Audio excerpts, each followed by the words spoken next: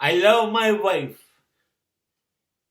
My wife is my first and last love. સમાજમાંથી ચીસો પડશે ને. વહુ ઘેલો થઈ ગયો છે, બાયડીનો ગુલામ છે, સમાજ પાસે નક્કી છે તમને હથોડા મારવાનું.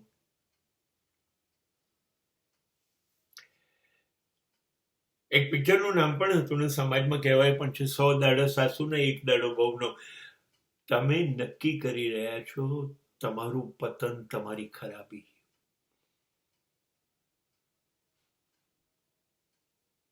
સો દાડા સુધી નહીં, જિંદગીભર સાસુએ ત્રાસ કર્યો અને વહુનો દિવસ કોઈ દિવસ આવ્યો જ નહીં. આજે કુટુંબો તૂટ્યા, જે છૂટાછેડા થાય છે, જે કુટુંબોની અંદર છેતરપિંડીઓ થાય છે, એનું કારણ તમે વહુને પાંજરામાં પૂરેલો પોપટ બનાવી દીધો.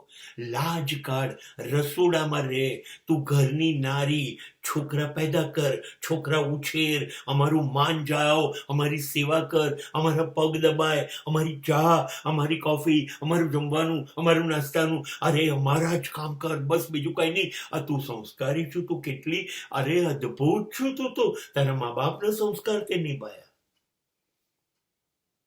તમારી અપેક્ષા છે, આનાથી વધારે તમારી કોઈ અપેક્ષા નથી. અને આ બધું તમારી દીકરી જયારે પરણાવશો ત્યારે સામેવાળો માંગશે તો શું કરશો? ત્યારે તો પહોંચી જશો તલવાર લઈને, અમારી દીકરી પર બહુ દુઃખ છે, ત્યારે તો પહોંચી જશો. તમારી દીકરી ને સામેવાળાની દીકરી નહીં.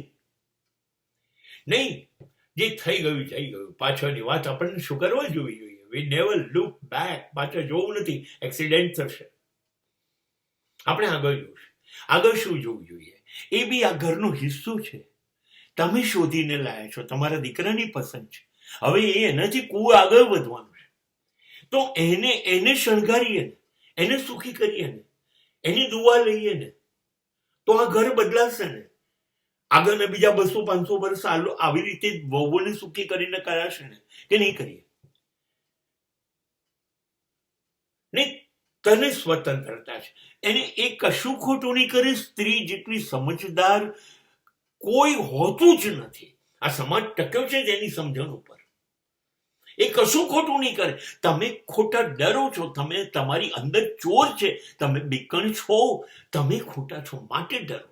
એને એવું કશું કરવું જ નથી.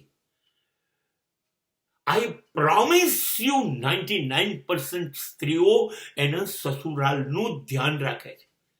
સાસુજી મેરી હૈ મમતા કી મૂરત, પિતા જૈસા સસુરજી કા બેશ, पिया का घर प्यारा लगे, वो मैं तो भूल चली बाबुल का देश, पिया का घर प्यारा लगे. આ ગાનારી સ્ત્રી કેવી રીતે સાસરાનું ખરાબ કરશે? 99% સ્ત્રીઓ પુરુષને છેતરતી નથી અને 99% પુરુષોએ સ્ત્રીઓને છેતર્યા છે. ઇતિહાસ સાક્ષી છે. એ છેતરવા તૈયાર નથી. એને એના સંસ્કાર, એની સંસ્કૃતિનું પાક્કું ભાન છે. આ દેશ સીતાની દીકરીઓ છે, એવું કરી જ ન શકે. સીતા 14 વર્ષ વર પાછળ કારણ વગર ગઈ. ઉર્મિલા 14 વર્ષ ઘરમાં ઉભી રહી લક્ષ્મણ વગર. આ સ્ત્રીઓ કરી જ ન શકે. આપણે કેમ આવું કરી રહ્યા છીએ? જાઓ બેટા, ઘર સંભાળો, લેવા ચાવી, આ વહીવટ આજથી તારું ઘર છે, તને જેમ ગમે એમ ચલાવો. બાળકોને તને ગમે એમ છે. આ ઘરનું બધું જ બેટા વહીવટ તું કર. તમે અને એને લઈ આવનારો પતિ, એનામાં વિશ્વાસ કેમ ના મૂકો? તમે વિશ્વાસ મૂકવો જ નથી.